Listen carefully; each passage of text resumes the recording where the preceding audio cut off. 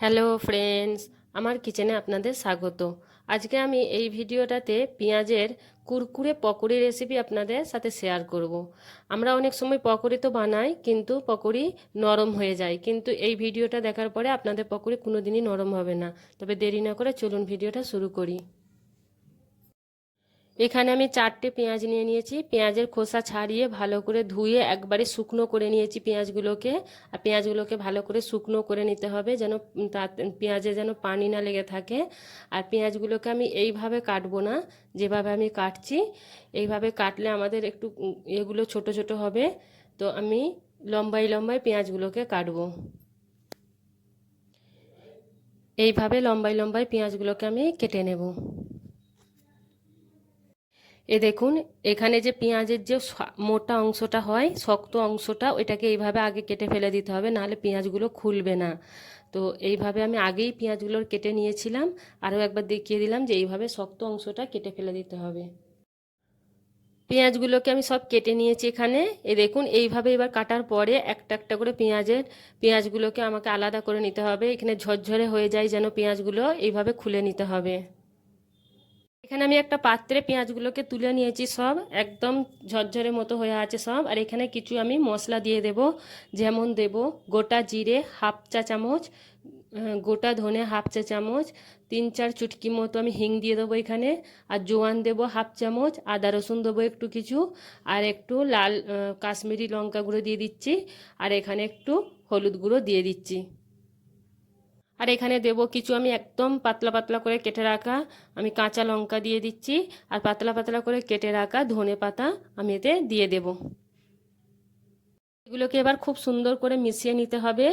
আর এখন আমি এগুলোকে মিশিয়ে নিয়ে আমি কিছুক্ষণের জন্য এগুলোকে 10 থেকে 15 মিনিটের জন্য এইভাবেই আমি ছেড়ে ঢাকা দিয়ে রেখে দেব, যাতে করে পেঁয়াজ থেকে যত পানি থাকবে সে পানিটা বেরিয়ে যাবে। সেই কারণে আমি ঢাকা দিয়ে রেখে দিচ্ছি।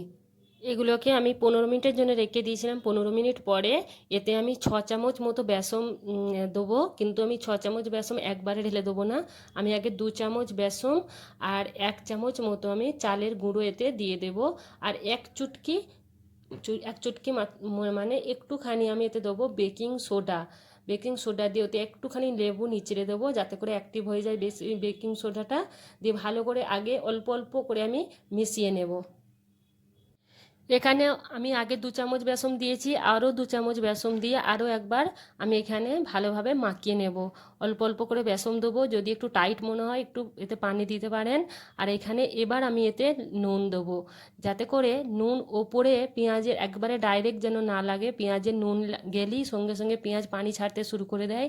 তো সেই কারণে যদি বেসনের ওপরে যদি আপনি পেঁয়াজ দেন, তাহলে আপনার পেঁয়াজই দেখবেন সব সময় একদম কুরকুরে হবে, নরম কোনোদিনই পড়বে না। তো এইভাবে মেখে নিতে হবে। এখনও আরও 2 চামচ আমি বেসন এতে দিয়ে ভালো করে মেখে নেব। এবার পেঁয়াজিগুলো ভালো করে আমরা ভেজে নেব। তবে ভাজার আগে তেল একদম মিডিয়াম আঁচে রাখতে হবে, যাতে করে তেল ভালোভাবে যেন গরম হয়। আর যদি তেল একদম কম গরম হয়, তাহলে পেঁয়াজি তেল টেনে নেবে, আর তাহলে নরম হয়ে যাবে পেঁয়াজিগুলো। আর এইভাবে ছেড়ে ছেড়ে পেঁয়াজিগুলো দিতে হবে, ডেলা পাকিয়ে পাকিয়ে যেন না দেন। দেখুন, এইভাবে ডেলা পাকিয়ে দিলে ভেতরটা কাঁচা থেকে যাবে, পেঁয়াজি কুরকুরে হবে না। এইভাবে ছাড়িয়ে ছাড়িয়ে দিতে হবে। পেঁয়াজিগুলো সব দিয়ে দিয়েছি। এবার হয়ে গেলে আমি এক পিঠ উল্টে নেব। পেঁয়াজগুলোকে উল্টে নিয়েছি, দেখুন কত লাল লাল হয়েছে, একদম লাল লাল হয়ে গেছে। এবার আমি পেঁয়াজগুলোকে তুলে নেব।